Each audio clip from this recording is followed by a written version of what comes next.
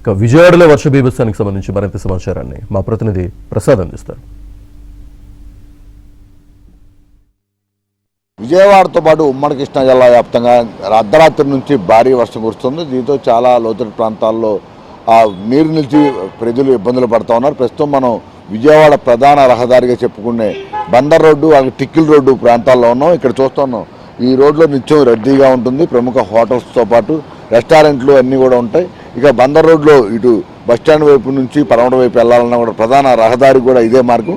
ఈ ప్రధాన మార్గంలో అర్ధరాత్రి నుంచి కురుస్తున్న వర్షం కారణంగా మొత్తం మోకాళ్ళలోతు నీరు నిలిచిన పరిస్థితి. ఇదే విధంగా చాలా అంతర్గత రహదారులు అయితే ఇంకా ఎక్కువగా ఆ నీరు నిలవడంతో స్థానికులు అవస్థలు పడుతూ ఉన్నారు.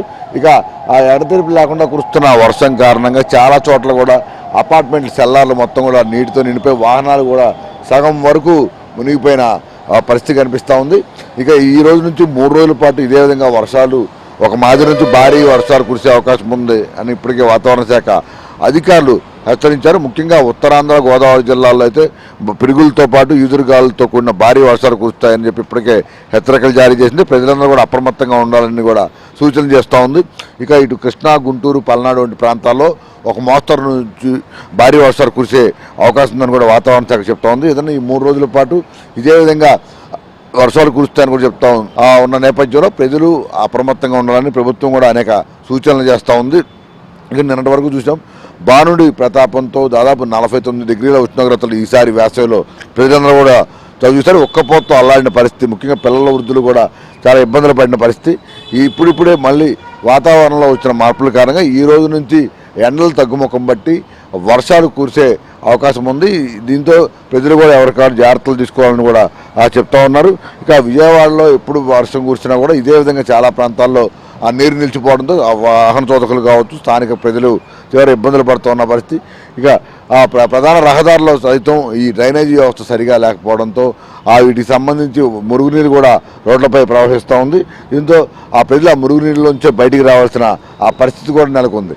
ఇదే విధంగా ఇటు 1 టౌన్ నుంచి మోలరాయపురం, పడమట ఇలా ప్రతి ప్రాంతంలో కూడా చాలా అంతర్గత రహదారిలో నీరు నిలిచిపోవడంతో స్థానికులు, ముఖ్యంగా పిల్లలు ఇప్పుడు స్కూళ్ళు కూడా తెరిచిన నేపథ్యంలో కళాశాలలు స్కూళ్ళకు వెళ్ళే సమయంలో ఇబ్బందులు పడుతున్న పరిస్థితి కనిపిస్తూ ఉంది.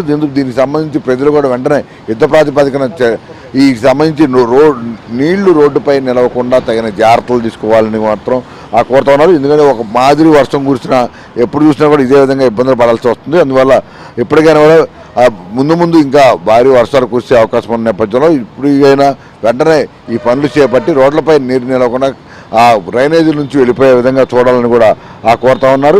ముఖ్యంగా దీనికి సంబంధించి ప్రభుత్వ యంత్రాంగం కూడా అన్ని విధాలుగా సన్నద్ధంగా ఉండాలని చెప్పి సీఎంఓ నుంచి కూడా ఆదేశాలు జారీ చేశారు. ఏదైనా మరో 3 రోజుల పాటు ఇదే విధంగా భారీ వర్షాలు కురుస్తున్న నేపథ్యంలో ప్రభుత్వం చెప్పే సూచనలు కావచ్చు, అదేవిధంగా అధికారులు చేసే హెచ్చరికలను కూడా పరిగణలో తీసుకుని ప్రజలు తగిన జాగ్రత్తలు తీసుకోవాలని మాత్రం చాలా స్పష్టంగా చెప్తున్నారు. వీడియో గణేష్తో వరప్రసాద్, ఏబీ ఆంధ్రజ్యోతి, విజయవాడ నుంచి.